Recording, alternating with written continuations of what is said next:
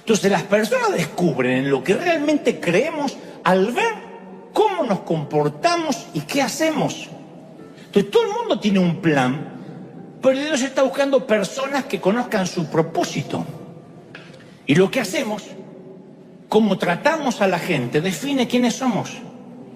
Conocer la Biblia es algo estupendo, pero mucha gente cambiaría una docena de estudios bíblicos por un corazón que sabe amar. ¿De qué nos sirve saber todo el Pentateuco y la homilética y la hermenéutica y somos unos maltratadores seriales? Maltratar al camarero, a quien nos sirve, por el hecho de que, ¿por qué? Maltratar porque yo no logro entender eso, aunque haga mal su trabajo. En todo caso se lo decimos. Pero no puedo entender el que va por la vida de manera grosera y dice adorar a Dios. Entonces, el hombre, en este caso, que se sube a una plataforma, necesita ser el mismo, junto a un chofer lento o junto a una señora que no orina. Si no podemos hacer eso, o dejamos de viajar o dejamos de predicar. Todavía, yo todavía no amo a Dios con todo mi corazón, mi alma y mi mente como Él me lo pidió. Todavía me equivoco, insisto, mucho más de lo que quiero. A veces creo que sí, que lo estoy logrando, pero luego veo como a veces inconsciente o conscientemente trato a las personas diferentes a mí y me doy cuenta que me falta mucho. Lo que me alienta es que Jesús nunca tuvo problema con las personas que reconocían sus defectos. Él no toleraba a los que fingían. Eso me alienta, que yo no estoy fingiendo. Yo le digo, Señor, todavía me cuesta. Él no tolera a los que fingen. Él no toleraba la hipocresía. Una vez que nos damos cuenta quiénes somos, entonces Dios tiene a alguien con quien puede trabajar. Dios dice, yo puedo trabajar con Dante, porque reconoce quién es.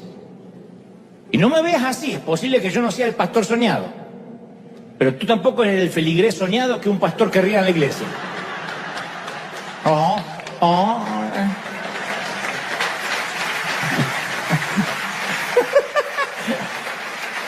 No me vean como diciendo, ay, bajé del carro de fuego y mira lo que me encontré. El Señor le dijo a un tal Simón, mas aquel al que se le perdona poco, poco ama. O sea que no podemos dar lo que creemos no haber recibido. Y muchos creemos que tenemos que amar a la fuerza, pero el secreto de amar es recibir amor. Primera de Juan 4:19 dice, nosotros lo amamos porque Él nos amó primero. Si alguien dice, yo amo a Dios, pero aborrece a su hermano, es un mentiroso. Porque el que no ama a su hermano, dice la Escritura, a quien ha visto, ¿cómo va a amar a Dios a quien nunca ha visto? Esto resume todo. ¿Cómo voy a amar a Dios y adorar a Dios y maltrato a las muchachas o a los muchachos del bookstore? O al ujier, o al seguridad que trabaja, nos cuida a todos. No son mis guaruras, son la seguridad que están cuidando a nuestros niños, que nos cuidan a nosotros, que no entra un loquito a hacer un desmán. Y si yo maltrato al que me está ayudando en el estacionamiento, a los chicos de Welcome Team, ¿de verdad pensamos que alguien va a creer que amas y adoras a Dios?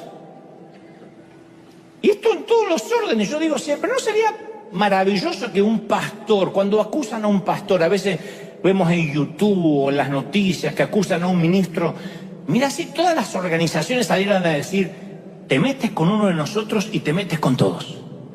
La mafia a veces tiene más código que nosotros. Tocas a uno y tocas a todos. ¿Se imaginan amar así? Sería fabuloso que a veces como se sacan comunicados para despegarse del leproso, para despegarse del que cayó y dicen no tenemos nada que ver con ese hombre, sacaran comunicado diciendo ok, se equivocó, está herido, pero es nuestro herido, somos familia y no lo vamos a dejar hasta que se recupere, es nuestro. Sería maravilloso. Estamos años luz de eso, ¿eh? Pero hay algo más respecto a esto que yo aprendí casi a los golpes, además de lo que me pasó esta semana. No sé si alguna vez fuiste a Chuck E. Cheese. Para los que son de otras partes del mundo, es una pizzería donde estás lleno de juegos, te ganas boletos, que luego puedes cambiar por algún premio cerca de la puerta, antes de irte. La gente se desespera por juntar esos boletos. He visto padres competitivos juntar bolsas y bolsas de boletos para luego enterarse que por 5.000 boletos se ganaron un moco de goma.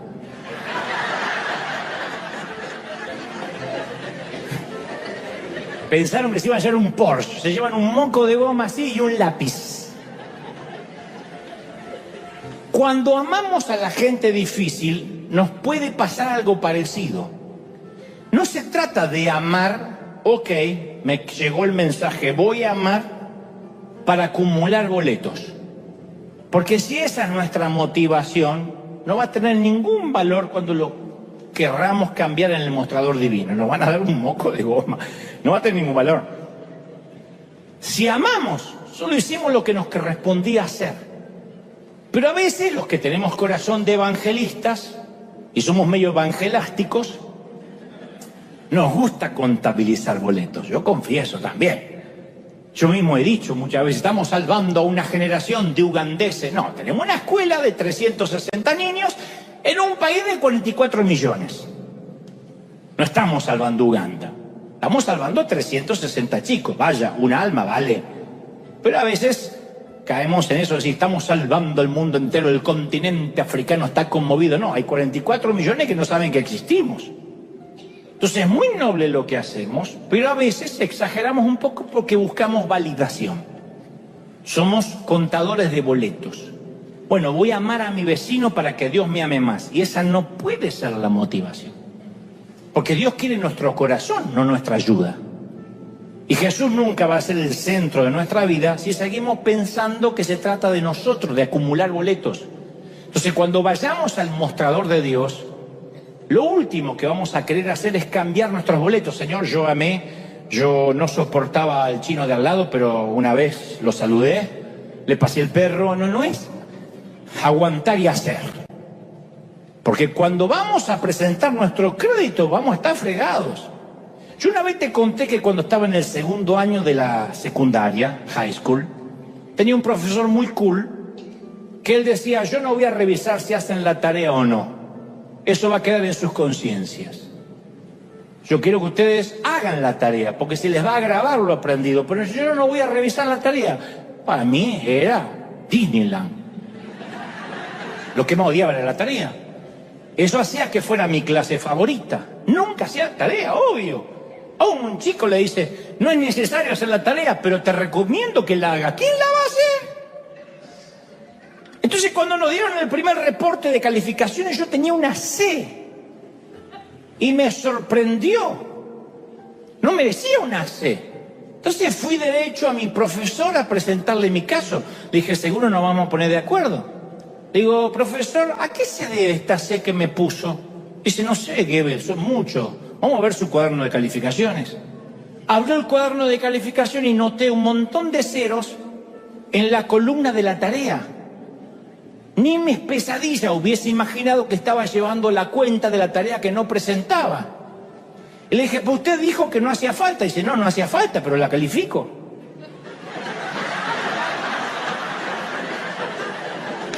Lo había subestimado el tipo. Dice, no lo voy a echar porque no me la trajo, pero sí califica. Así que saca una calculadora y comienza a calcular el resto de las notas y dice, ¿sabe, Goebbels? Tienes toda la razón. Usted no merece una C en mi clase. Parece que se merece una F. ¿Quiere que arreglemos esto? Y de pronto la C me pareció muy justa. Es más, me pareció misericordiosa y llena de gracia. Volví a sentarme, cerré la jeta. Hasta la fecha no he vuelto a hablar del tema. Entonces la próxima vez que querramos jactarnos de que yo amé a la señora que no orina, no se trata de nosotros. Tienes que repetir, no se trata de mí, no se trata de mí. Hagamos de esto nuestro himno, nuestra oración. Cuando amamos a las personas con una agenda no es amor, es solo un montón de boletos que no vamos a poder cambiar.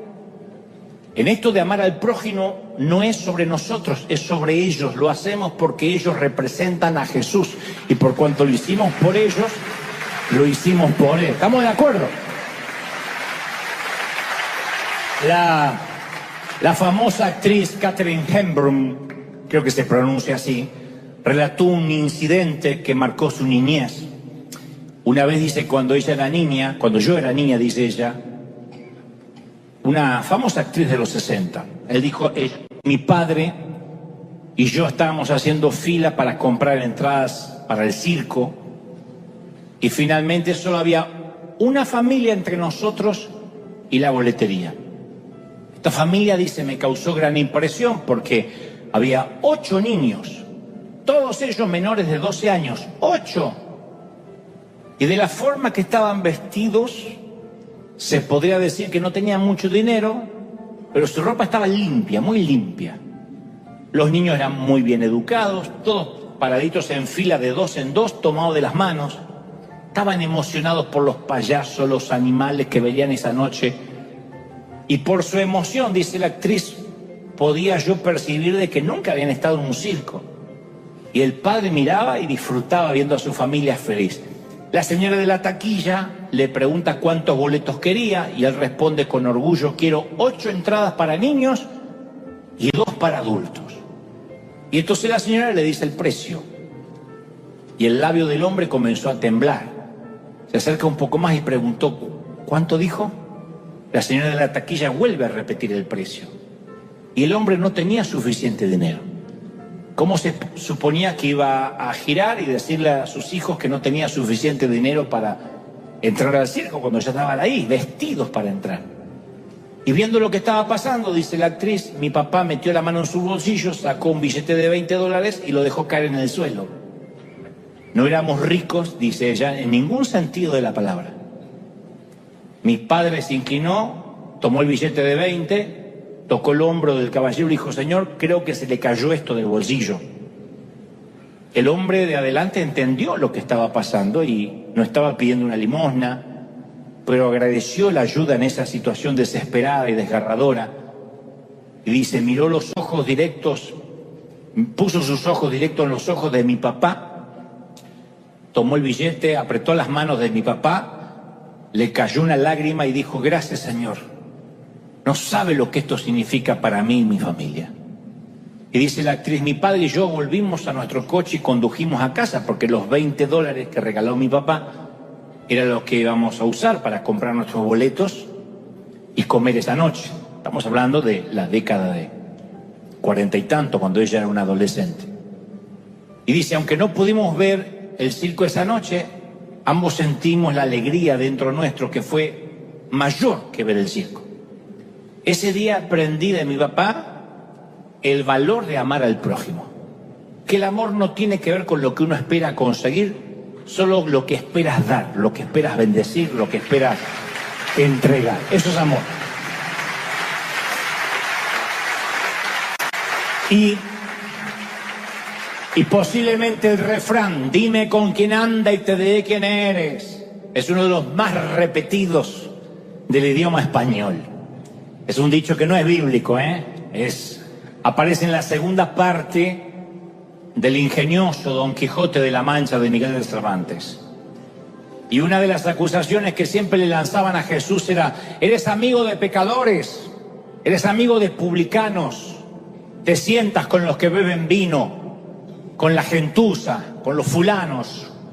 Le decían, dime con quién andas y te diré quién eres. A los férreos defensores de la ley les escandalizaba que el Señor se sentara a comer con prostitutas de burdel, comerciantes de dudosa reputación, adúlteros, ladrones, fornicarios. Y yo siempre me pregunto con quién se sentaría Jesús hoy. Y me pregunto si el fariseo que todos llevamos dentro se escandalizaría al ver el Instagram de Jesús. ¿Y con quién se saca selfies? Porque seguro que el Mesías se rodearía nuevamente de pecadores. Y para ponerlo en términos actuales, se haría amigo de políticos corruptos. Estaría sentado con defensoras del aborto, portadoras del pañuelo verde. Comería con lesbianas, con parejas homosexuales. Estaría el Señor cenando y enfrente un muchacho fumándose un porro, tiene piercing en el labio, tatuajes por todo el cuerpo. Estaría el Señor desayunando con la chica que convive con su novio, con el ratero, con el hombre que ha sido condenado por maltratar a su mujer, con el pederasta, con el hombre que lleva 4 matrimonios rotos, con el skin racista que encuentra divertido dar palizas por la calle. Y nosotros nos escandalizaríamos.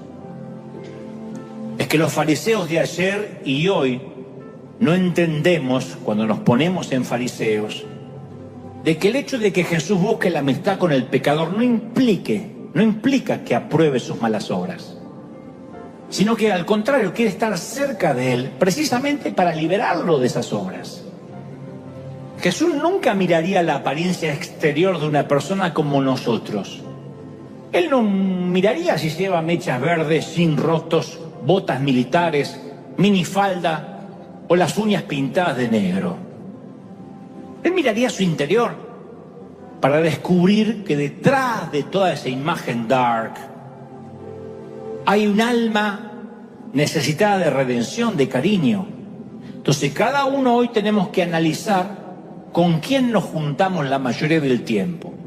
Si preferimos estar con santurrones o como Jesús, cada vez elegimos estar con los que están más alejados de Dios. En lo personal yo estoy aprendiendo a estar con cualquier tipo de gente sin necesidad de juzgarlas, ni por dentro ni por fuera. Me gusta que me conozcan por ser amigo de la gente rota, me gusta. Mi celular cada día se llena más de contactos de inconverso y cada vez bloqueo a más gente religiosa. Y me parece que puedo aprender muchísimo de la gente inconversa, de la gente que muchos prefieren evitar. Yo aprendo mucho. Dios quiera que los cristianos vamos a entender algún día, entendamos, que estar cerca del pecador no implica relativizar su pecado, aprobarlo, compartir, sino amarlo, para que Cristo lo redima. Y si no cambia rápido, como nos gustaría, o lo que es peor, si notamos que nunca cambia. Hay gente que no cambia nunca, y somos amigos y no cambia nunca, cada vez más borracho, cada vez más adúltero. Yo tengo amigos así, parecen no cambiar. Pero yo recuerdo que yo no soy el redentor de nadie, yo no subí a la cruz por él.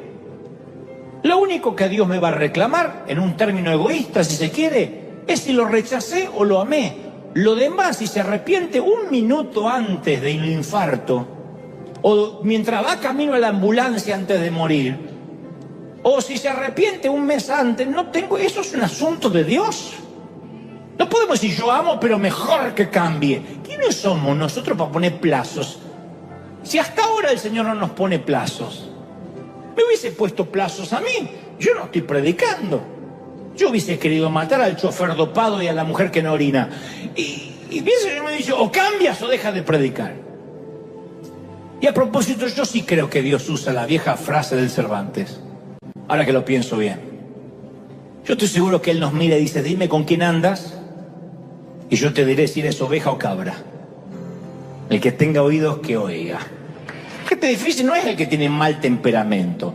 Es aquel que de alguna forma, nos salpica, nos ensucia. Siempre en la base del que dirán, en la base de mirá con quién está. Entonces el gran desafío que tenemos es encontrar a alguien que creemos que está equivocado, alguien con el cual no estamos de acuerdo, alguien que esté, insisto, en las antípodas de lo que creemos, y decidir amarlo de la forma en que queremos que Jesús nos ame.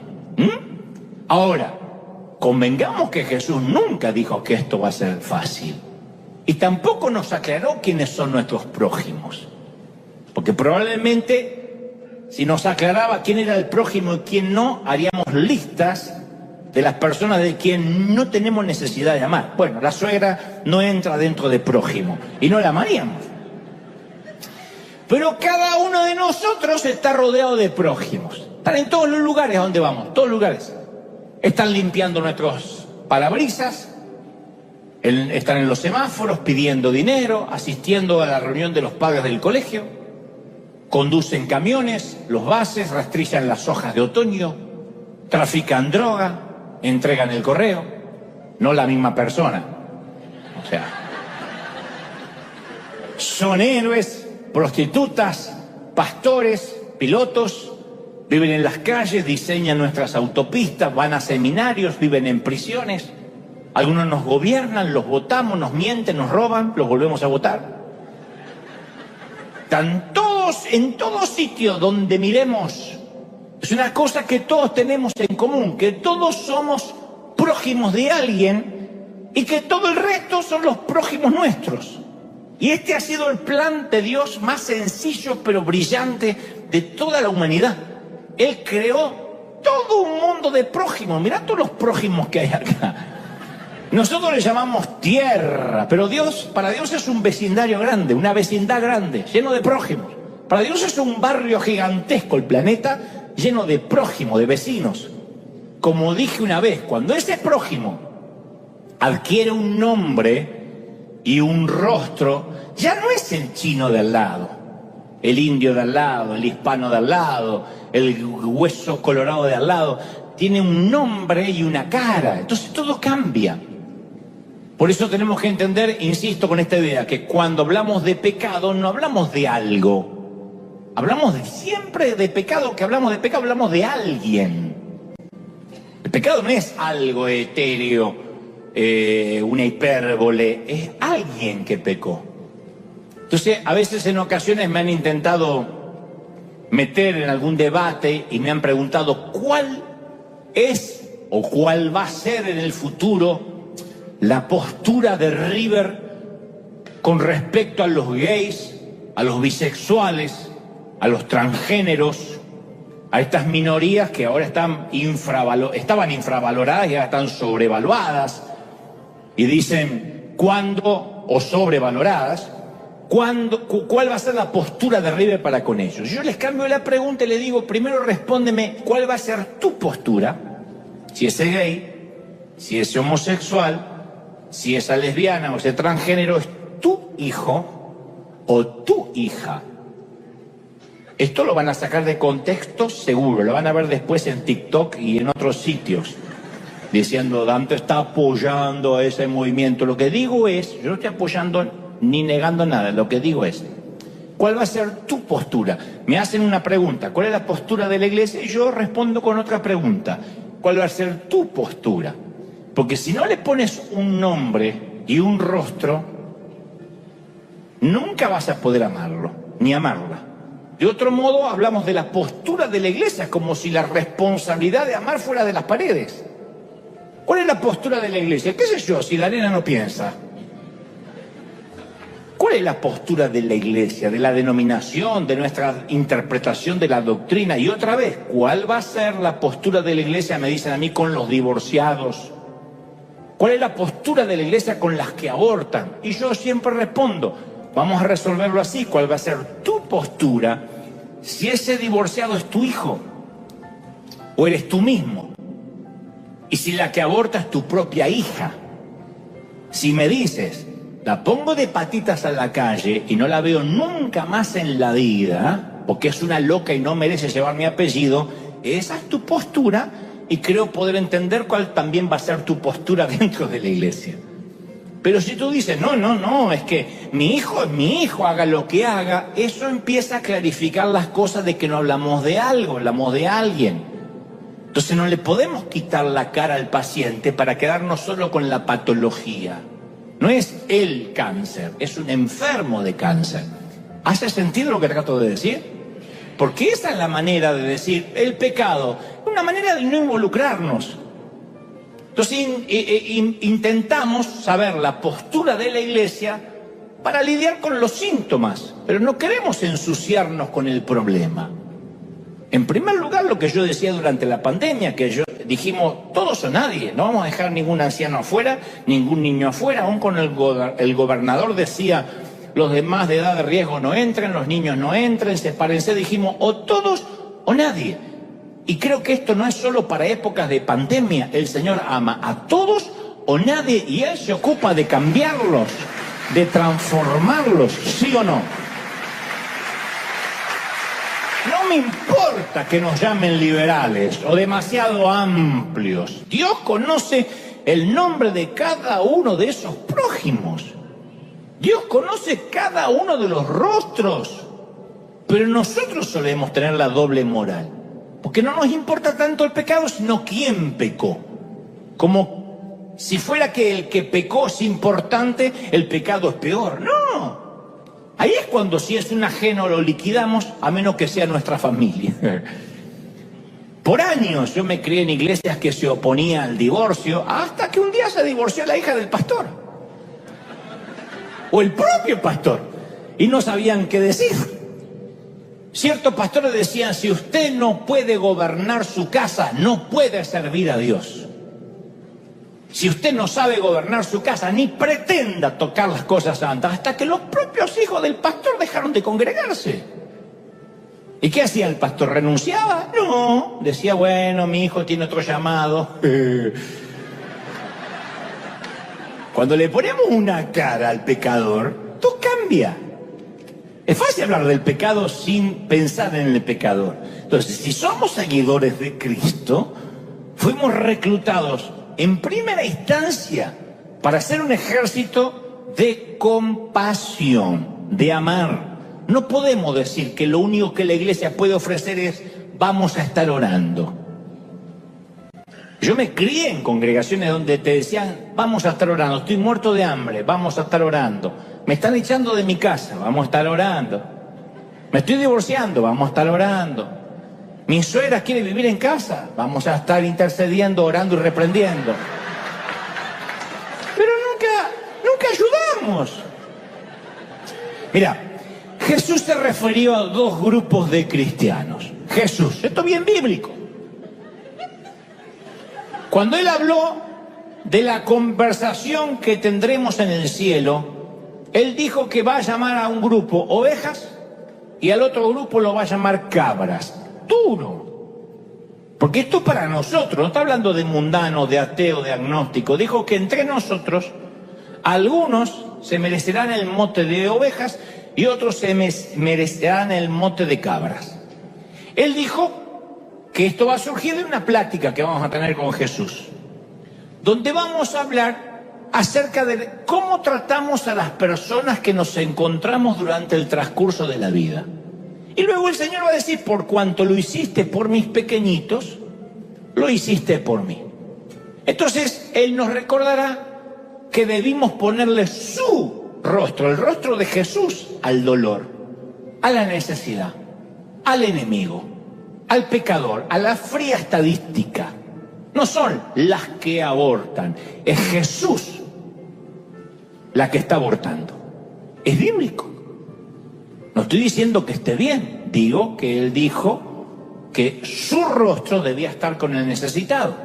Mira, yo tengo una larga lista de preguntas que le quiero hablar con Dios cuando nos encontramos. Por ejemplo, me gustaría saber por qué, si las suegras son tan necesarias, nunca consideró crearse una, ni siquiera en el Edén. No le hizo una, le hizo una cebra, una jirafa, un hipopótamo, no le hizo una suegra. Algo hay y me lo va a tener que explicar.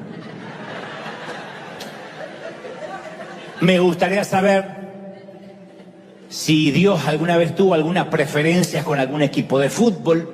Eso explicaría por qué los brasileños juegan con los suplentes y siempre ganan. Eso explicaría mucho. Pero lamentablemente ninguna de las preguntas de mi lista son los temas que Jesús va a querer discutir conmigo. Lo único que más le va a importar, según las Escrituras, es cómo tratamos a las personas que se cruzaron en nuestra vida. Y yo puedo escuchar cómo basan la conversación con el primer grupo, con las ovejas, que hicieron lo correcto, pero no sabían que estaban haciéndolo por Jesús. Entonces van así, espera, ¿de verdad? Nah, ¿eras tú? ¿Qué? ¿El reggaetonero tatuado que cantaba groserías? ¿Vieron que los reggaetoneros cantan todos iguales? Los de mi edad creemos que cantan todos iguales y creemos que Maluma es una pomada para las hemorroides. No tenemos la menor idea. Pero a veces nos acercamos a esa gente y ese nos dice, sí, ese era yo. ¿Qué? ¿La prostituta? ¿El hombre en la cárcel eras tú? ¿Es que el niñito de Uganda? ¡Nah! ¿El abogado? ¿La maestra de la escuela? ¿El candidato político ladrón? No. No sabíamos que eras tú. Pues nosotros decidimos amar a la gente como tú nos enseñaste. Pero qué sorpresa que eras tú. El segundo grupo, las cabras, no tenían la intención de ser mezquinos, indiferentes. Aunque nos duela, la mayoría nos parecemos más a este segundo grupo. Aunque nos gustaría identificarnos con las ovejas, terminamos identificándonos más con las cabras. Porque no reconocimos que cierta gente representaba a Jesús. Después de todo, no se vestían como Él, no se visten como Él, no hablaban como Él, no se comportaban como Él. Por consecuencia, tampoco se parecían a nosotros. De hecho, esa gente vivió e hizo cosas bastante opuestas a Jesús. Y Jesús dijo que si queríamos conocerlo a Él, deberíamos ir a hablar con ellos en lugar de hablar de ellos. En lugar de juzgarlos, teníamos que ir y amarlos. No hay forma de hacer esto más sencillo o hacerlo menos bíblico. Y si decimos que estamos demasiado ocupados para amar a la gente, en realidad no nos falta tiempo, nos falta compasión. Porque nunca estamos demasiado ocupados para ir a trabajar, ni demasiado ocupados para ver televisión, para ver Netflix, ni demasiado ocupados para pasar con la familia. No podemos decir es que estoy muy ocupado. No, lo más probable es que nos falte compasión. Y uno como padre siempre sabe, si alguien quiere hacer algo bueno por nosotros, lo tiene que hacer por nuestros hijos. Los papás sabemos eso, las mamás saben eso. Los buenos padres somos así.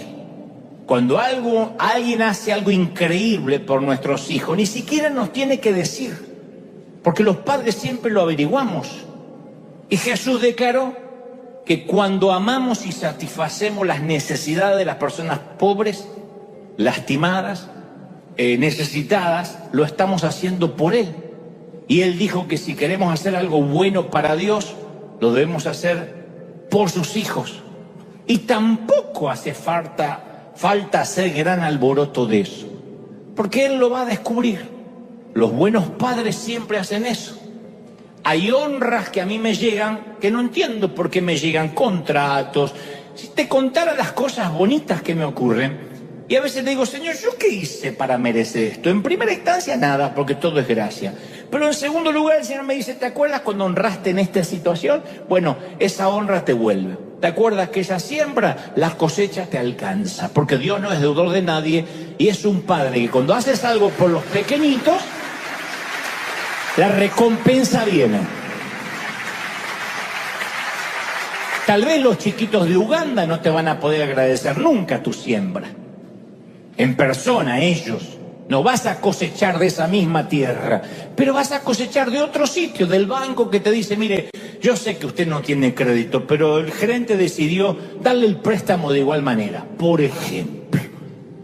Y tú dices, ¿y eso a qué viene? Claro, no sabes que es coincidental o no recuerdas que tiene que ver con una siembra, con algo que hiciste por un pequeñito y que un padre no lo olvida. Yo he conocido a mucha gente que dicen que están esperando que Dios les dé un plan para sus vidas. Y hablan de ese plan como si fueran un mapa del tesoro. Y dicen, no, yo soy Jack Sparrow. Dice, yo estoy esperando mi mapa, mi plan. Y yo he descubierto que la gente que no quiere amar, que no quiere involucrarse, que no quiere ensuciarse las manos con las almas de los hombres, lo que dice es que está esperando la voluntad de Dios. Para algo grande, para algo majestuoso. Jesús dijo que su plan y que su voluntad era amarlo a Él y luego ir a buscar los hambrientos, los sedientos, los extraños, los enfermos, los desnudos, los encarcelados, los que están en la otra vereda, los que son nuestros enemigos, y amarlos como si todos ellos fueran Él. Ya ni siquiera hace falta esperar un plan. No hace falta que Dios nos dé un ministerio, un llamado, que un profeta nos unja, que nos paguen un salario, que nos envíen a las naciones. Dios dice, busca un desnudo, bueno, desnudo es más difícil de encontrar a menos que viva cerca de la playa nudista, pero busca a alguien que esté en la calle, durmiendo bajo cartones. Eso no es patrimonio de nuestra América Latina, pasa aquí en la Unión Americana. ¿Cuánta gente necesitada hay? Sin tener que razonar, están así porque quieren, son vagos, dependen del gobierno, por ahí le doy dinero y se compra droga. Todas las excusas y las barreras que levantamos para no amar y no ayudar. Entonces no hay que hacer esto más complicado de lo que es. Nosotros tenemos que amar y ayudar, punto. Después si se lo gasta en lo que se lo gasta, si es un vago, si no va a ir a trabajar, no es nuestro problema, no responderemos por él. Dios va a decir, ¿qué hiciste con los pequeñitos que se te cruzaron en el camino? ¿Qué hiciste? ¿Lo amaste o no lo amaste? Es toda la responsabilidad. A veces gente me dice, ¿por qué River en vez de darle a la gente un pescado, no les dan una caña de pescar? Oh, siempre hay uno de esos, un Quijote de la Mancha con una de esas frases. Pero yo no lo veo a él regalando ni muchos peces y mucho menos cañas. No regala ni peces ni cañas. Entonces uno puede decir, ¿pero cómo sirve? Y bueno, podemos comprar hamburguesas, qué sé yo. Podemos comprar 10 hamburguesas dobles, que no es una fortuna para nadie, y buscar gente en la calle que tenga hambre. Y no hace falta justificarlo escribiendo en la envoltura de las papas fritas, Jesús te ama, te esperamos el domingo. No hace falta. Si tienes hambre y te regalan una Big Mac con papas fritas, sabes que Dios te ama. Si tienes hambre y alguien te dice, tome, a cambio de nada, no hace falta decirle, me lo tiene que devolver yendo a la iglesia.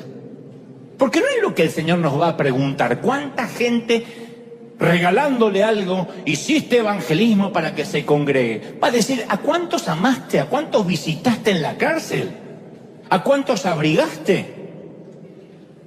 Nosotros decimos, sí, pero no se convierten. No es lo que a priori nos está diciendo en este pasaje bíblico. Estuve enfermo, no me visitaste. Estuve en la cárcel, no fuiste. Estuve desnudo, no me cubriste. No está hablando necesariamente de evangelismo, aunque no lo estoy poniendo en descrédito. Entonces tenemos que buscar gente extraña y darle la bienvenida a nuestra vida, decirle, ¿por qué Dios me ordenó eso? Aunque sea llevar con nosotros un pack de botellas de agua en el auto, los que tienen auto, y encontrar personas con sed. No hace falta más. No hace falta decir, yo no tengo un presupuesto. Ir a un hospital, regalar un poco de nuestro tiempo, y quizá uno de tus riñones si te sobra. Algo de sangre. No venderla.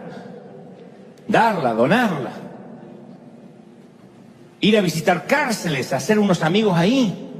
Ni siquiera hace falta que cometas un delito grave para poder entrar. Porque uno dice, ¿cómo hago para entrar? Y no hace falta dejar de pagar al IRS. No hace falta. Necesitamos pedir permiso al director del penal. La invitación de Jesús no fue complicada. Dice que fuéramos a buscar a la gente que sufren, que están solas, que están aisladas, las que lucen mal, las que han hecho algo malo. Y que de ellas aprendamos en qué consiste nuestra fe. Dios dice, busca al que hizo algo malo, porque si no nos diría, estuve en la cárcel. A la cárcel no se va de vacaciones. No dijo, no fuiste a visitar los inocentes de la cárcel. Dijo, estuve en la cárcel y no me visitaste. Y para ir a la cárcel, ustedes saben que hace falta cometer un delito. Los que están en las cárceles cometieron grandes errores. Apostemos que sí, claro. Es fácil ver su fracaso, obvio, están en prisión. Y yo no estoy seguro porque Jesús dijo que deberíamos visitar a la gente que fallaron en grande como para terminar en prisión. Pero me pregunto si acaso él sabía que nosotros también íbamos a fallar y que para él no hay pecado grande ni pecado chico. A lo mejor el que está en prisión lo descubrieron y a ti no. ¿Cómo demostramos quiénes somos? Y yo no me refiero a lo que el pasaporte, la ID, dice que somos, o lo que nuestras profesiones sugieren de nosotros, o a quienes le decimos a otros que somos, o quienes nos dicen ellos que somos nosotros, sino cómo demostramos quiénes somos cuando no hay identificación, cuando no tenemos una fotografía, un documento. Y Jesús dejó muy claro sobre cómo identificarnos. Jesús dijo que la identidad del cristiano estaba reducida a una sola frase: en esto conocerán que sois mis discípulos, que os améis unos a los otros. Esa es la identificación, es el pasaporte que debería abrir todas las puertas. Y es amar, siempre lo digo, es el acto más subversivo que la iglesia puede realizar hoy en día. Y él dijo, el Señor, que nos conocerían por la manera que amáramos a la gente, a las personas. Y yo digo siempre, es fácil, es sencillo amar a las personas amables, amorosas, amar a las personas humildes. Yo digo, ¿quién no ama a la gente fácil de amar? Cualquiera ama a la gente fácil de amar. Pero amar a las personas fáciles de amar nos hace sentir como si fuésemos buenos en eso. Debido a que las personas que amamos son amables, son maravillosas, siempre se aseguran de decirnos el estupendo trabajo que estamos haciendo al amarlas. Entonces decimos, sí, yo soy muy amado y amo también, me lo dicen. Pero en mi caso me he dado cuenta que por mucho tiempo yo he tratado de evitar a las personas que no entendía. Y aquellos que lucían, vivían, hablaban o pensaban o creían diferente a mí. Obviamente siempre fui muy educado, siempre fui muy cortés con todo el mundo. Yo no recuerdo haber sido alguna vez grosero, pero tristemente también confieso que muchas veces he tratado de evitar a las personas con las cuales Jesús se involucró durante toda su vida aquí en la tierra. ¿Hay personas que deberíamos tomar distancia? Ni lo dudes, tenlo por seguro. Hay personas que son venenosas, que son tóxicas, que se deleitan en sembrar discordia donde quiera que vayan. Acá no hay nadie, porque vienen al otro servicio. Tampoco son los que están esperando afuera, son los que van a venir más tarde. Pero hay gente que hay que tomar distancia. Entonces, ¿y cómo sabemos? Y bueno, Dios nos dio discernimiento y hay que usarlo. Pero hay una enorme diferencia entre el discernimiento y el vivir juzgando. La clave está en hacer amplio uso del primero y poco uso de lo segundo. En otras palabras, mucho discernimiento, poco juzgamiento. Esa es la clave. Pero a menudo, cuando encontramos a alguien que piensa diferente a nosotros, de inmediato uno levanta barreras. Eso es muy del ser humano. Las construimos para protegernos. Creo que en alguna medida todos lo hacemos, excepto que no es algo que Jesús hizo. Entonces, cada vez que trato de protegerme, en mi caso, de gente que es diferente, que piensa otra cosa, que tiene otras convicciones de vida, es como que Dios me susurra y me pregunta acerca del estado de mi corazón. Me dice, ¿qué le tienes tanto miedo, Dante? ¿A qué le tienes tanto miedo? ¿De verdad eres tan inseguro que necesitas rodearte de personas que siempre estén de acuerdo contigo? ¿A qué les tienes miedo? ¿Al debate? ¿A que alguien te discuta? ¿A que alguien diga no comparto lo que estás diciendo? Y el objetivo de Dios siempre fue el mismo, que amemos a las personas que están cerca de nosotros y también que amemos a los que nos mantenemos distanciados, que no dejemos de amarlos. A veces los predicadores solemos decirle a la gente, bueno, no a veces, casi siempre, ¿conoces a Jesús? Te invito a conocer a Jesús.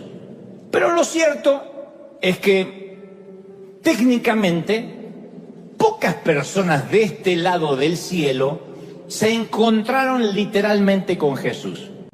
Entre aquellos que lo conocieron realmente aparece un grupo de pescadores, 2 ladrones en una colina, una mujer samaritana, o algunos más, pero no tantos como imaginamos.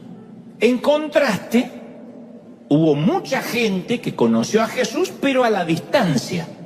Él caminó por sus calles, asistió a sus fiestas, incluso fueron pocos los que lo vieron colgado de una cruz. Supongo que ellos podrían decir, sí, nosotros lo conocimos, fuimos sus contemporáneos, pero es probable que lo conocían de verlo pasar, como quien conoce un vecino. ¿Quién vive acá al lado? Y decimos, qué sé yo, me parece que es un chino. No puede decir, conozco quién es. No, sabes que es un chino porque lo viste, porque tiene una esposa china, hijos chinos, perro chino. Entonces dice, bueno, es chino. Él dirá, ¿y acá al lado quién vive? Un hispano. Debe ser uno de los países mexicanos, que es como dicen todos, ¿no? No importa que hayan nacido en Argentina, eres de los países mexicanos, dicen los gringos. Entonces, eso no significa conocer. Y eso mismo sucede cuando evitamos a las personas que Dios creó a su propia imagen solo porque no las entendemos. Si uno de verdad quiere conocer a Jesús, tenemos que acercarnos a las personas que Él creó. Y no solo a algunos que nos caen bien, sino a todo tipo de gente. Obviamente Dios pudo haber hecho que todos literalmente hubieran conocido a Jesús. Jesús podría haber aparecido en persona en la final del Mundial de la FIFA y darle una bendición personal a Messi justo antes de jugar. Por ejemplo, no hubiese estado mal. Y todo ojo lo veía, porque todo el mundo estaba mirando el Mundial. O podría aparecerse en los conciertos de Taylor Swift, o en el entretiempo del Super Bowl, ¿o no? Y no se aparece porque nos esté evitando, sino que su plan es que nosotros, al conocer a la gente, sintamos que lo estamos conociendo a Él. Siendo así, entonces nos encontramos con Jesús todos los días. Y todos los días tenemos una oportunidad de conocerlo un poco más. Y Él quiere que lo conozcamos amando aún a las personas difíciles de soportar, que seguramente debes conocer uno. Y si no recuerdas a ninguno, tal vez lo encuentres en el espejo. Hay gente difícil de soportar. Que uno, esto es como el olor a pata. Todos sienten el olor menos el dueño. Es así. Jesús dijo que si queríamos ser como Él, teníamos que amar a nuestros prójimos y a nuestros enemigos. Al principio yo dije, eso es fácil para mí. Siempre pensé, eso es fácil de cumplir para mí. Porque, a ver, que yo sepa, no tengo ningún enemigo real. Quiero decir, a mí no me anda buscando Putin, ni Maduro. No estoy enojado con Corea del Norte. No estoy enojado con el emperador de China. No creo que ellos estén enojados conmigo. Así que, etimológicamente, no tengo enemigos. Después de todo, soy muy simpático, soy argentino y buena gente. ¿Quién se enoja con un tipo que siempre sonríe, viste de negro y hace chiste de suegra y no se mete con nadie? Nadie. ¿Quién se va a enojar? Pero creo que Jesús se refería a otro tipo de enemigos. Él quiso decir que tenemos que, o que debemos, amar a las personas que no entendemos, incluso aquellas que tampoco no nos entienden a nosotros. Aquellos con los que no estamos de acuerdo, viven, lucen, visten, hablan de una manera totalmente antagónica, diferente a nosotros. Yo solía pensar que los cristianos seríamos conocidos por los asuntos sociales a los que nos oponemos. ¿Ustedes son evangélicos? Sí, sí, porque nos oponemos al aborto. ¿Son evangélicos? Sí, sí, porque nosotros creemos en la heterosexualidad. O que seríamos conocidos por la denominación a la que pertenecemos. Somos de la asamblea, somos pentecostales, bautistas, renovados, qué sé yo, anglicanos. Pero según Jesús, no vamos a ser conocidos ni recordados por nuestras opiniones, por nuestra doctrina, sino por la forma en que amamos. De modo que solo encontramos nuestra identidad cuando nos relacionamos con personas que hemos estado evitando. Y yo te voy a demostrar cómo hemos tratado de evitar gente durante los últimos años. Jesús lo resumió en este concepto. Él dijo estas tres ideas sencillas. Él dijo, hay que amarlo a Él, esto lo sabemos todos, hay que amar a nuestro prójimo y amar a nuestros enemigos. Todos queremos amar a Dios, ¿sí o no? Todo el mundo. No hay uno que diga, yo no quiero amar tanto a Dios. Todos queremos amar más a Dios. ¿Quién no? Y también podemos amar al prójimo. En general, si ese prójimo se congrega en nuestra iglesia y es parecido a nosotros y nunca se olvida de meter la basura y en especial no trae su perro a hacer sus heces en nuestro jardín, si ese vecino no hace ruido hasta muy tarde los sábados por la noche, si no deja un tiradero, si más o menos se comporta como nos gusta, tampoco nos cuesta amar al prójimo.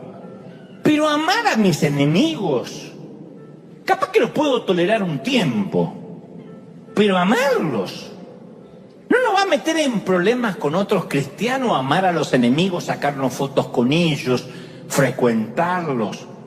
Yo siempre recuerdo a mucha gente que escribió en las redes cuando Cristian Castro, todos conocen al gallito, ¿no?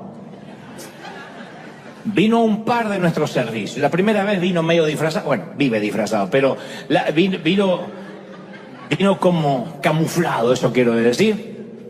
Y la segunda vez ya vino a cara descubierta. Y a mí me sorprendió que, entre otras cosas, escribían: dejaste que subiera al altar. Que no sé de dónde sacaron esa idea a priori de que acá hay altares dentro de un auditorio o un templo. Si fuera un altar, yo no podría estar parado aquí. Aquí nunca hemos sacrificado a nadie. Hasta ahora. Otros escribían: espero que la conversión de Cristian sea real y que se deje de hacer babosadas y dar mal testimonio por ahí. Otro decía: fue a tu iglesia, pero veo que sigue cantando canciones mundanas y no veo contando su testimonio, no lo veo contando su testimonio por la tele. Entonces hay gente, yo descubrí que hay gente que le pide a los demás lo que ellos no estarían dispuestos a hacer. ¿No le predican al vecino y quieren que Cristian Castro ahora cante en las maratónicas de Enlace? ¿De verdad? Entonces muy poca gente dice: qué bueno, está yendo a la iglesia. Se ve que el muchacho, el hombre, necesita. Qué lindo, es la segunda vez que va. Se ve que no fue por curiosidad, porque regresó. Muy poca gente, estoy orando por él, no importa cuánto tiempo tarde en entregar su corazón al Señor, si es que lo entregó, porque nadie puede asegurar quién entregó el corazón y quién no. No podemos decir según el color del cabello si entregó su corazón y quién no lo entregó. Entonces, me sorprende mucho el prejuzgamiento de mucha gente, y en Mateo 23:4 el Señor habló de este tipo de prejuzgamiento. Él dijo: hipócritas, ponen cargas pesadas, difíciles de llevar sobre los demás, sobre el hombro del resto de la gente, pero ustedes no quieren ni moverlas ni con un dedo, dijo el Señor. Entonces hay gente que no hace nada, pero critica al que sí está haciendo. Dice: pero no lo veo realmente convertido. ¿Por qué? Porque es gente diferente. Porque sí, el hombre sale de acá y por ahí hace una declaración o aparece sacando una foto que no es conveniente, y nosotros lo vemos como alguien diferente y decimos: si aparezco con él me va a meter en problemas. De hecho, a mí me dijeron: Dante, qué bajo que has caído cantando con Cristian Castro. ¿Qué sé yo? Yo creo que Cristian Castro hay un antes y un después en su vida, después que cantó conmigo. O sea, el muchacho se sintió amado, se sintió querido, pero a veces cuando uno ama a la gente diferente y las acepta, es colorear por fuera de las líneas. Amar a los prójimos que no entendemos requiere trabajo, humildad, paciencia, sacrificio, porque significa, a priori, dejar la seguridad de nuestras relaciones cómodas e involucrarnos en algunas que son tremendamente complejas. Eso es la gente difícil. Uno no solo se reencuentra con la fe, sino que uno se reencuentra con Jesús. Dice: de esto se trataba, ¿para esto me congrego? Y yo quiero alentarte, porque por experiencia propia, cuando decidimos amar, cuando decimos: sí, lo tengo que hacer, porque no sirve que yo predique a través del streaming o que vaya haciendo giras por todo el mundo si cuando me cruzo con alguien que tengo al lado no lo amo. Pero nunca logró quitar a Egipto de su corazón. Salió del desierto, de la esclavitud, pero nunca se quitó la esclavitud. Es como si la puerta del crecimiento espiritual tuviera una cerradura que todo el mundo tiene la llave menos él. no puede vivir en victoria. Hace poco yo leí una encuesta muy seria que hicieron en 1000 iglesias cristianas de distintas denominaciones. 1000. Les preguntaron a los creyentes cuántos de ellos definían sus vidas en Cristo como vidas victoriosas. Pero tenían que pensar, no repetir como el oro. ¿Cuántos creen que su vida en Cristo es una vida de victoria en victoria? Y la respuesta fue asombrosa. Como era anónima, tenían que decir la verdad sin que nadie los juzgara. Solo el 10% respondió que se sentían que tenían vida victoriosas en el Señor. 10%. En otras palabras, 9 de cada 10 creyentes languidecen en el desierto. 9 de cada 10 están en un tedio. O sea, son salvos, sí. No estamos poniendo en tela de juicio eso. Pero viven en la tierra de aguantando hasta que me muera. Viven en la tierra aguantando hasta que venga Cristo. Fuera de Egipto, pero sin haber llegado todavía a Canaán. 10%. Imaginemos una escuela que solo, una universidad que solo graduara el 10% de sus estudiantes. ¿Cómo se vería esa universidad? Un hospital que solo lograra curar el 10% de los pacientes. Un equipo de fútbol que solo ganara el 10% de sus partidos. O un arquitecto que solo completara el 10% de sus proyectos. Si fuese así, no deberíamos hacer algo. Porque son estadísticas alarmantes. Cuando uno dice, de cada 10 creyentes, 9 no logran vivir a victoria, no son felices, la iglesia tiene una deficiencia muy seria, una anomalía casi patológica, que nos tiene dando vueltas en círculos. Yo también leía que hay cerca de 2.2 billones, con B de vaca larga, 2.2 billones de personas en nuestro planeta que dicen ser cristianos. Es mucho. Representa una tercera parte de la población mundial. Por lo que si los datos de la encuesta, esa anterior que hicieron entre las 1000 iglesias, son ciertos, quiere decir que de esos 2.2 billones de cristianos, 2 billones, o sea, el 90%, se arrastran en una vida miserable. 2.2. Solo los 2 que están después del punto viven en victoria. Los primeros 2 billones se arrastran. Ese letargo, ese tedio y esa rutina, ¿qué produce?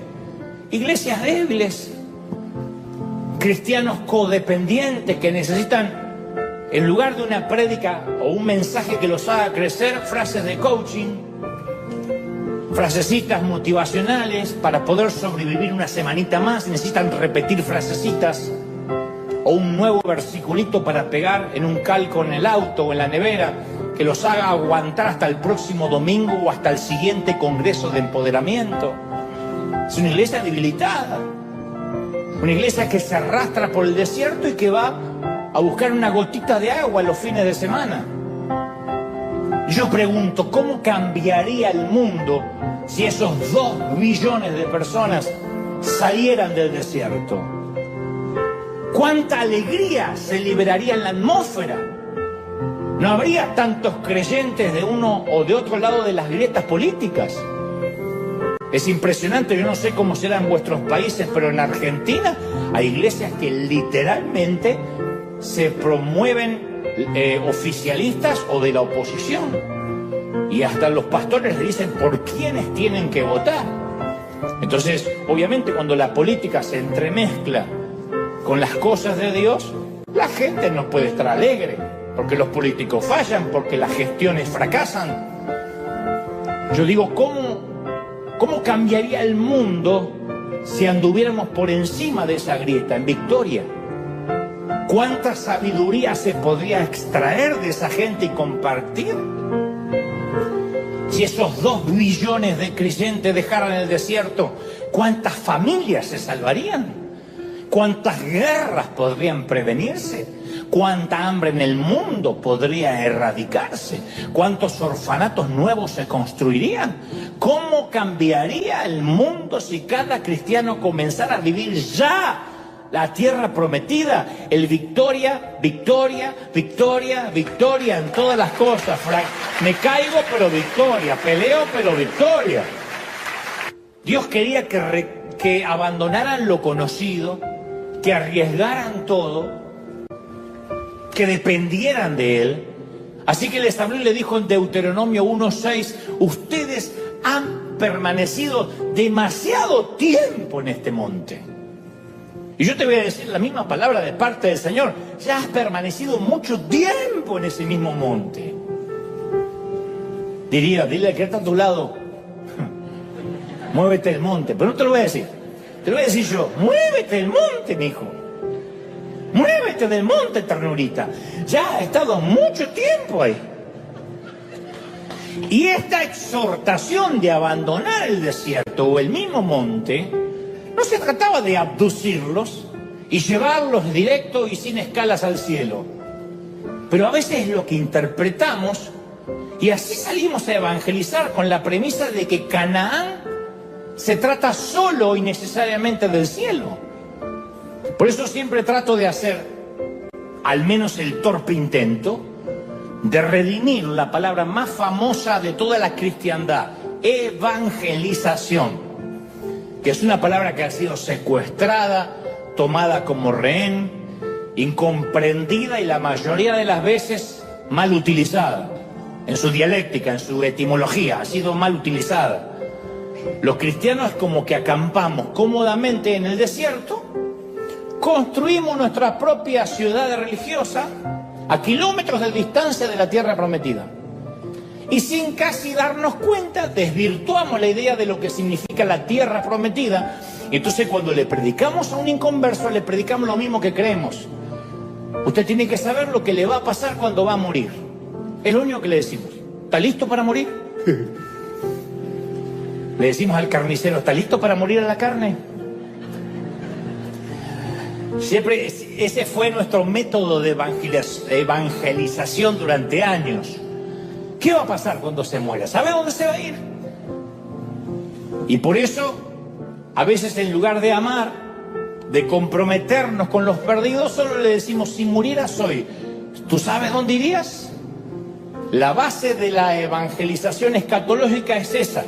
Tienes que esquivar el infierno y asegurarte el cielo. La motivación de salvarles es que no ardan eternamente en el infierno. Escrituralmente es correcto. Yo no estoy diciendo que eso no es correcto. El que tiene a Cristo se va al cielo, el que no tiene a Cristo se va para abajo. Eso es así. Eso no cambia, no lo estoy poniendo en duda. Pero lo que digo es que para predicar eso, ni siquiera hace falta involucrarnos ni amar a nadie. El que se quiera salvar, que se salve, y el que no es su rollo. Entramos al hospital y decimos, ¿quién se está por morir? Que levante la mano, acepte a Cristo, se vaya para el infierno. Ya está, ya predicamos. Esa versión de la evangelización está completamente enfocada en un miedo al infierno y ofrecer a Jesús como boleto de escape. Entonces, de algún modo no somos evangelistas, somos vendedores de seguro de vida. Compren nuestra póliza evangélica, que podrá cobrar en el caso que se muera. Llame ya. Ahora, convengamos, todos creemos en el cielo, ¿sí o no? De hecho, todos quienes tenemos a Cristo queremos vivir eternamente en el paraíso, en la nueva Jerusalén.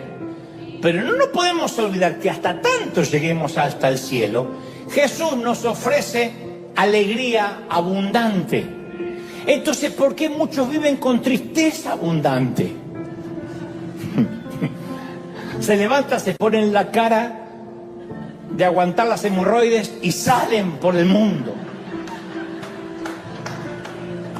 Las epístolas de Pablo hablan de gracia. Y millones de cristianos cargan una culpa atroz. Y van los domingos a buscar más culpa. pastor, se me acabó la culpa de la semana pasada, ¿me da un poco más? Como no, hermano, lleva ahora la condena y se la llevan a casa. Vivimos repitiendo que somos más que vencedores, y a veces claudicamos ante las tentaciones, las debilidades. ¿Cuánta gente está atrapada hoy en el desierto entre Egipto y Canaán? Atrapados. Pero para terminar de entender esto de la tierra prometida, de este lado del sol, insisto, de este lado de la eternidad, tenemos que volver a nuestra historia. Moisés acababa de morir. Después de esos 40 años, los hebreos estaban comenzando casi su quinta década como beduinos en el desierto. 40 años. Una vida. Para los que tienen 40 años es tu vida completa. Lo diré otra vez. A la tierra que yo te doy. No la tierra que podría darles. No la tierra que deberían conquistar. No la tierra donde tienes que probar de qué estás hecho. No la tierra que debes ganar, la tierra que debes confiscar, rentar o comprar. La tierra que yo les doy. O sea, la transacción ya había ocurrido. La tierra ya había sido transferida. La conquista era un hecho consumado, la tierra que yo te doy. A Josué se lo estaba enviando a tomar la tierra que ya Dios le había dado, a recibir la tierra que Dios ya había tomado. Como yo os he entregado, como se lo había dicho a Moisés, dijo Dios, todo lugar que pisare la planta de tu pie, todo. No nos olviden de este detalle que no es menor. Los hebreos eran nómades. No eran dueños ni siquiera de un terreno fiscal o de un baldío. Eran nómades, indocumentados técnicamente, porque no pertenecían ni a Egipto ni habían llegado a ninguna tierra prometida. Llegaba la migra, no quedaba nadie. Sin embargo, por un decreto divino, recibieron el título de la tierra de sus sueños. Tal como lo había prometido, Dios le dio la herencia. Los muros de Jericó cayeron, los nómades sin hogar se convirtieron en colonos, una nación que había vivido 4 décadas en el exilio comenzó a forjar un futuro en los montes cananeos, construyeron granjas, aldeas, viñedos. La victoria fue tan completa que el historiador escribió en Josué 21:43. De esta manera dio Jehová a Israel toda la tierra que ya le había jurado darle a sus padres, y la poseyeron y habitaron en ella. Y Jehová les dio reposo, descanso, alrededor, conforme a todo lo que le había jurado a sus padres. Ninguno de todos sus enemigos pudo hacerle frente jamás, porque Jehová entregó en sus manos a todos sus enemigos, no a algunos, a todos. No faltó palabra de todas las buenas promesas que Jehová había hecho a la casa de Israel, y dice al final, todo se cumplió, todo. No algunas cositas, otras, todo se cumplió. ¿Estamos recibiendo esta palabra, sí o no? Yo digo, ¡qué declaraciones contundentes! Todo se cumplió. Esto sí merece una repetición. Diga conmigo, todo se cumplió. Fuerte, todo se cumplió. Terminó el desierto y nació una nueva temporada.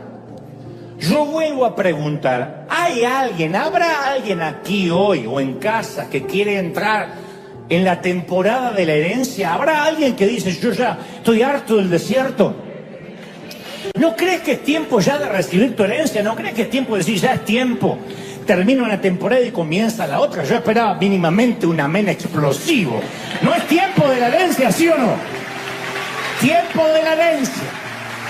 Ahora, yo te tengo una muy buena noticia. Tú ya tienes una herencia. Si le entregaste tu corazón a Cristo, Dios ya te ha dado tu Canaán. Pablo le dice a Éfeso en la carta a los Efesios 1:3, Él, Dios, ha bendecido las regiones celestiales con toda bendición espiritual en Cristo a los que creyeron en Él.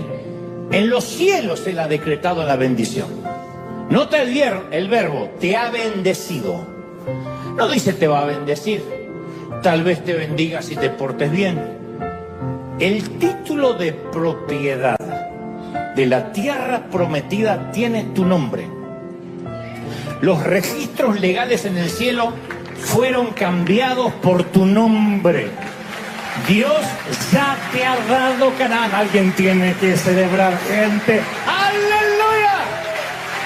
Ahora, si bien somos coherederos con Cristo, ¿por qué luchamos tanto?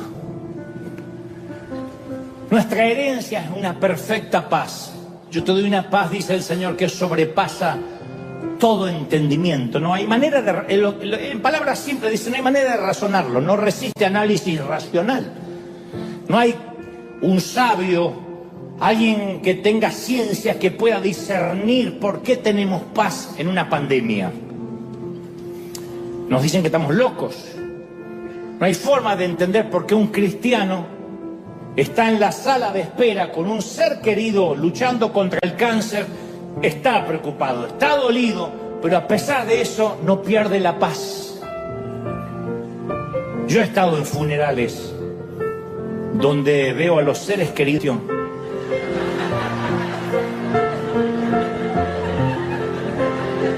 Yo nunca vi un burro con indigestión, pero me lo imagino.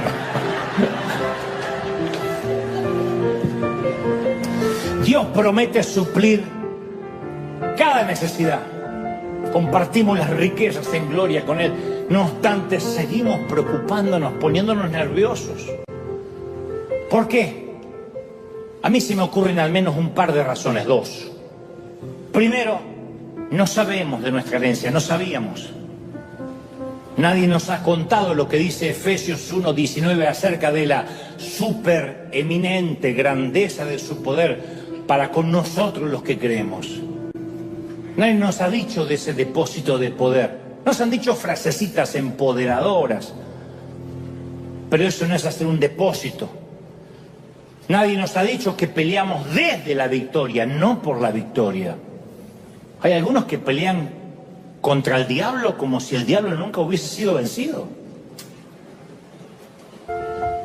Cuando la serpiente que tipificaba el diablo le habló a Eva, se supone que tenía patas o alas, porque parte de la maldición fue sobre tu vientre te arrastrarás.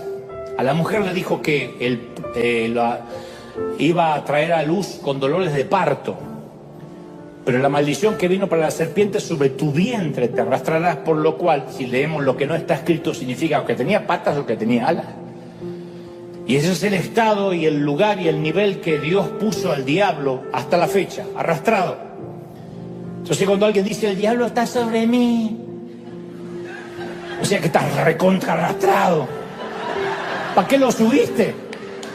Déjalo donde Dios lo puso, arrastrado, vencido en la cruz del Calvario. Consumado es, vencido. No sé. Nos han predicado siempre de que más allá del sol, más allá del sol, más allá del sol, yo tengo un hogar, más allá del sol. Pero nadie nos ha dicho que de este lado también la tierra ya fue conquistada. Y algunos cristianos nunca viven su herencia porque no saben que tienen una. Pero ahora ya lo sabes. Ahora ya sabes. Y te vas a ir hoy sabiendo que fuiste creado para algo más que el desierto. Dios te salvó de Egipto para poder bendecirte en la tierra prometida. La promesa de Dios también es real. Ya tienes todo lo que necesitas para ser quien Dios quiere que seas. Tienes acceso, según el apóstol, a las bendiciones, a las regiones celestiales con toda bendición espiritual en Cristo. Y este es el secreto a lo mejor mayor guardado de la cristiandad. Porque nosotros solemos subestimar lo que nos ocurrió al momento de nuestra conversión. Algunos creen que la conversión es similar a entrar en un car wash, en un lavadero de autos. Entramos todos sucios en el túnel así, vamos pasando y salimos del otro lado con los pecados lavados. Sin embargo, la conversión es más que la remoción del pecado. La conversión es la remoción del pecado y es un depósito de poder. Es como si te quitaran un motor de un Toyota Camry. Los que tienen un Toyota Camry, mi mayor respeto. Fue mi primer auto aquí. Modelo 1979. Que cuando lo arrancas, como viste diciendo, te estoy haciendo un favor de llevarte. Te quitan ese motor y te colocaran el motor de una Ferrari. O sea, Dios removió el motor viejo, cubierto de costra, agrietado, y lo reemplazó con una versión enérgica y rugiente, Cristo de sí mismo. La esencia de Cristo fue incrustada en nosotros. Segunda de Corintios 5:17 afirma, de modo que si alguno está en Cristo, nueva criatura es, las cosas viejas pasaron y aquí todas, ¡wow!, todas son hechas nuevas.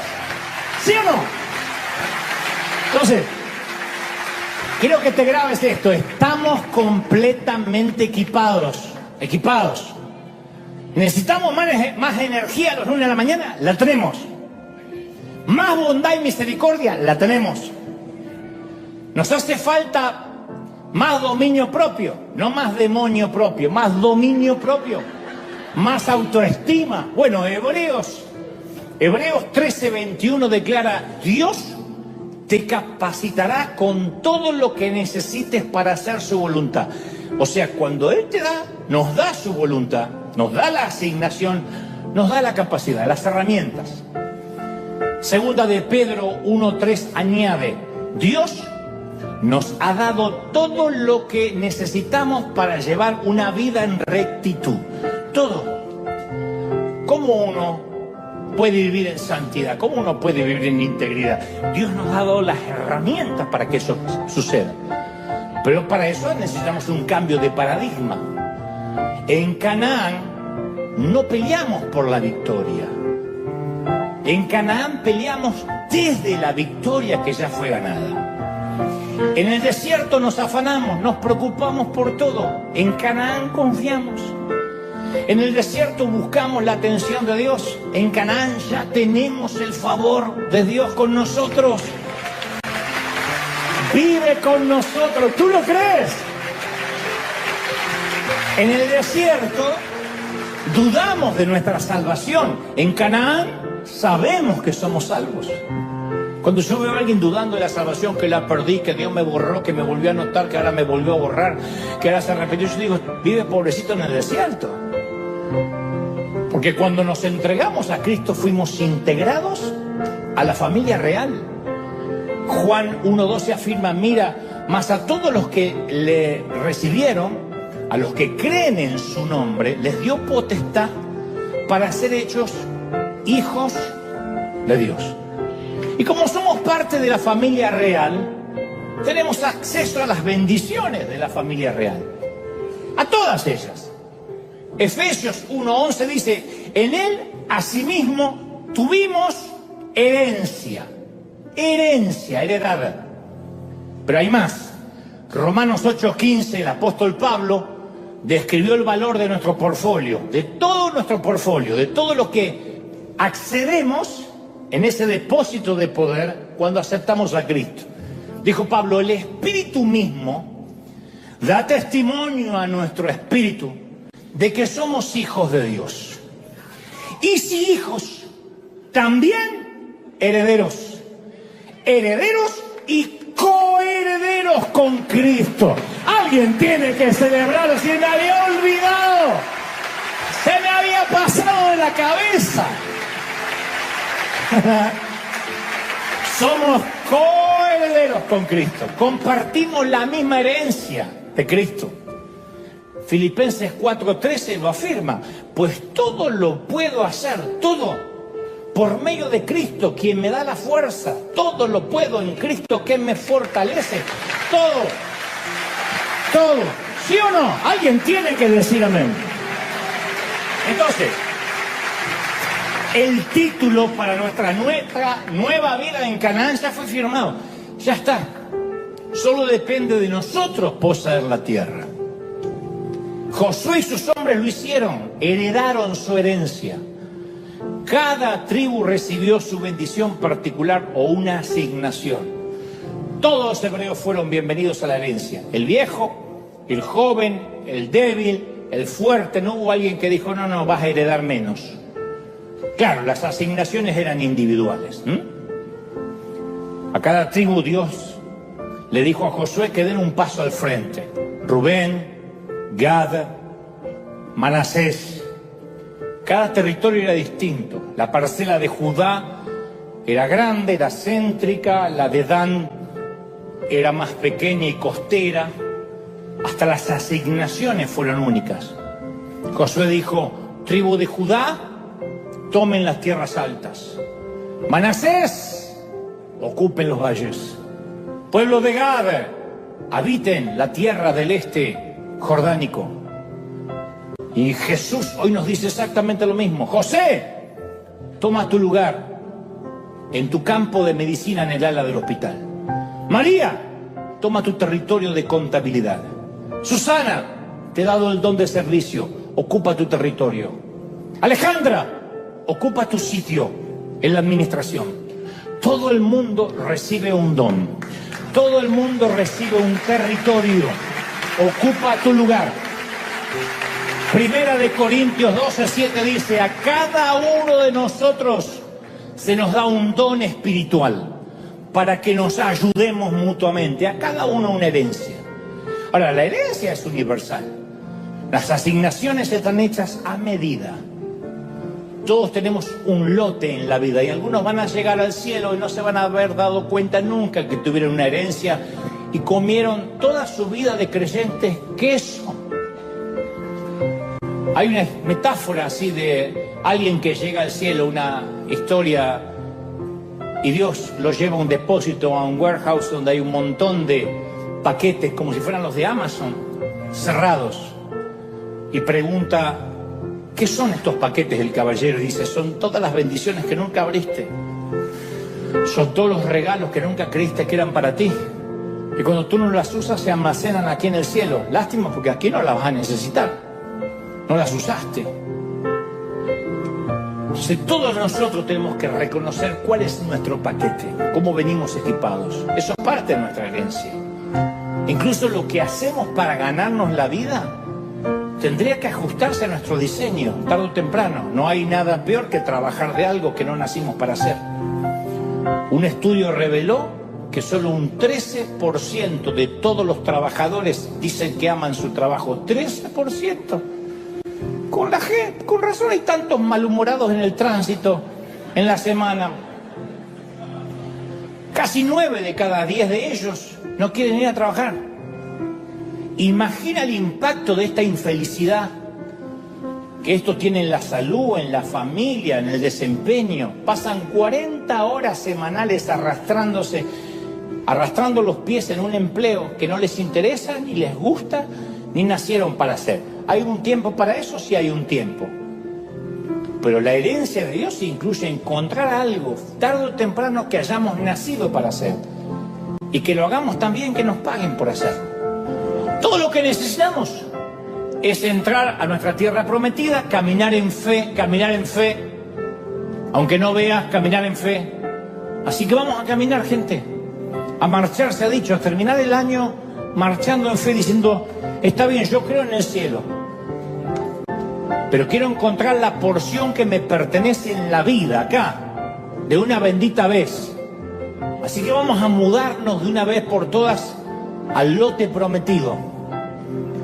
No importa la edad que tengas. Caleb dijo, yo tengo 75 años y quiero mi monte. Josué y Caleb fueron los únicos que sobrevivieron a la primera generación. Fueron los únicos 2 espías que dijeron, sí podemos conquistar. Se tuvieron que comer 40 años junto con los otros incrédulos. Pero después de 40 años, Josué dirigía la nación y Caleb todavía estaba ahí. Y Caleb dijo, tengo 75 años, tal era mi fuerza antes, tal es mi fuerza ahora. Lo que estaba diciendo es, yo puedo estar más senil, más gagá, la próstata no me funciona.